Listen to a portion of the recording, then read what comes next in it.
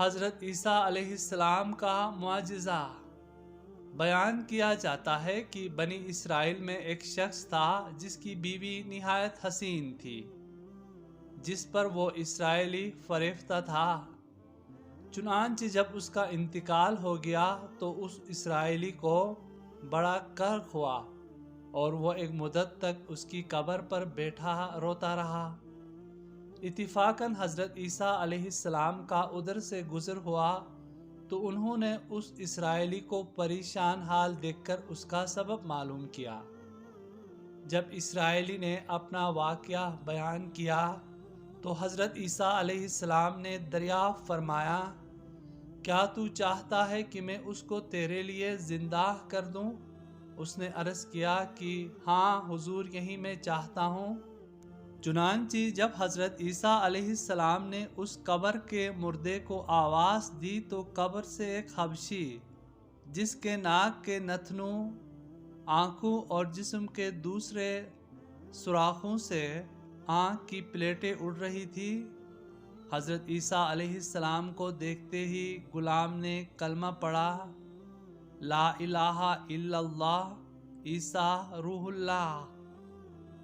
اسرائیلی نے یہ دیکھ کر عرض کیا، حضور مجھ سے غلطی ہو گئی، میری بیوی کی قبر تو دوسری ہے۔ یہ سن کر حضرت عیسیٰ علیہ السلام نے حبشی کو حکم دیا کہ تم اپنی قبر میں واپس جاؤ۔ چنانچہ وہ مردہ ہو کر گر گیا اور اس کی قبر کو مٹی سے چھپا دیا گیا۔ پھر جب حضرت عیسیٰ علیہ السلام نے اس دوسری قبر کی جانب توجہ فرمائی اور حکم دیا کہ اے صاحب قبر، اللہ کے حکم سے زندہ ہو جا، چنانچہ قبر پھٹی اور اس سے ایک عورت سر سے گرد جاٹتی ہوئی باہر آ گئی، جس کو دیکھ کر اسرائیلی بولا کہ یا روح اللہ، میری بیوی یہی ہے۔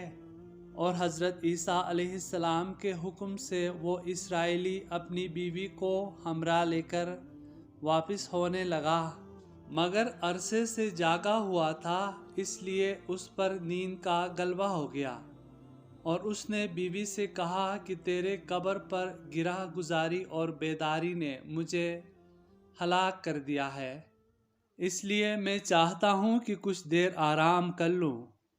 بیوی کہنے لگی، ہاں آپ آرام کر لیجئے۔ چنانچہ وہ اسرائیلی بیوی کے زانوں پر سر رکھ کر سو گیا۔ اتنے میں ایک گھوڑے پر سوار ایک شہزادے کا ادھر سے گزر ہوا، جو اپنے زمانے کا یکتا حسین تھا، جس کو دیکھ کر شہزادی از خود فریفتہ ہو گئی اور اس کا دل قابو میں نہ رہا۔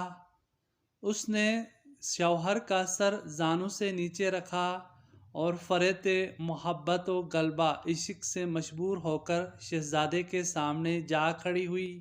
ادھر جیسے ہی شہزادے کی نظر اس پر پڑی، وہ بھی اس کو دیکھ کر اس پر فریفتہ ہو گیا اور عورت کی خواہش پر اس کو اپنے گھوڑے پر بٹھا کر لے گیا۔ چنانچہ اس کے شوہر نے بیدار ہو کر جب اپنی بیوی کو نہ پایا تو نہایت پریشان ہوا اور اس سے ملنے کی تدبیر سوچنے لگا۔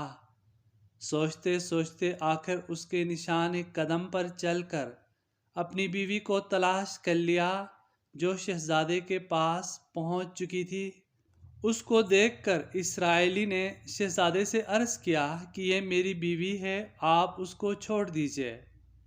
ابھی شہزادہ کچھ کہنے بھی نہ پایا تھا کہ اس عورت نے کہا، میں تیری بیوی نہیں بلکہ شہزادے کی لونڈی ہوں۔ یہ سن کر شہزادہ اسرائیلی سے کہنے لگا، کیا مجھ سے میری لونڈی کو لینا چاہتا ہے؟ اس نے کہا، خدا کی قسم، یہ میری بیوی ہے جس کو میرے سردار حضرت عیسیٰ علیہ السلام نے مرنے کے بعد میرے لیے زندہ کیا ہے۔ ابھی یہ گفتگو ہو رہی تھی کہ اتفاقاً حضرت عیسیٰ علیہ السلام بھی وہاں پر تشریف لے آئے، جن کو دیکھ کر اسرائیلی کہنے لگا، یا روح اللہ، کیا یہ میری بیوی نہیں جس کو آپ نے میرے لیے زندہ کیا ہے؟ حضرت عیسیٰ علیہ السلام نے فرمایا، کہ ہاں یہ وہی عورت ہے۔ یہ سن کر عورت کہنے لگی کہ یا روح اللہ، یہ شخص جھوٹا ہے، میں تو اس شہزادے کی لونڈی ہوں۔ حضرت عیسیٰ علیہ السلام نے فرمایا، کیا تو وہ عورت نہیں جس کو میں نے اللہ تعالیٰ کے حکم سے زندہ کیا ہے؟ عورت نے کہا، یا روح اللہ، بخدا میں وہ نہیں ہوں۔ اس کے بعد حضرت عیسیٰ علیہ السلام نے فرمایا، جو جان خدا کے حکم سے میں نے تجھ کو دی ہے اس کو واپس کر دے۔ یہ سنتے ہی وہ عورت پھر مردہ ہو کر گر پڑی۔ حضرت عیسیٰ علیہ السلام فرمانے لگے کہ جو شخص ایسے آدمی کو دیکھنا چاہے جو کافر مرا تھا اور زندہ ہو کر ایمان لایا تو وہ اس حبشی غلام کو دیکھ لے۔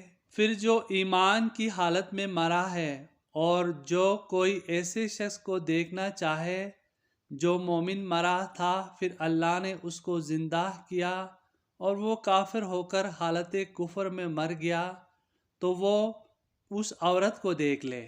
اس واقعے کو دیکھ کر اسرائیلی نے قسم کھائی کہ اب کبھی نکاح نہ کروں گا اور میدانوں کی طرف نکل گیا جہاں اللہ تعالیٰ کی عبادت میں مصروف ہو کر اسے موت آ گئی۔ اللہ تعالیٰ اس پر رحم فرمائے۔ اس کا حاصل یہ ہے کہ نبی اور رسول کے اقرار و انکار کا نتیجہ اس حقائق سے ظاہر ہوتا ہے اور سبق ملتا ہے کہ کامیابی اپنے نبی صلی اللہ علیہ وسلم کی اطاعت و محبت سے ہی مل سکتی ہے۔ چنانچہ ہمیں بھی چاہیے کہ ہر حال میں اپنے نبی کریم صلی اللہ علیہ وسلم کی اطاعت کو سامنے رکھیے، چاہے دل مانے یا نہ مانے، لیکن رسول اللہ صلی اللہ علیہ وسلم کے طریقوں کو لازمی اپنایا جائے۔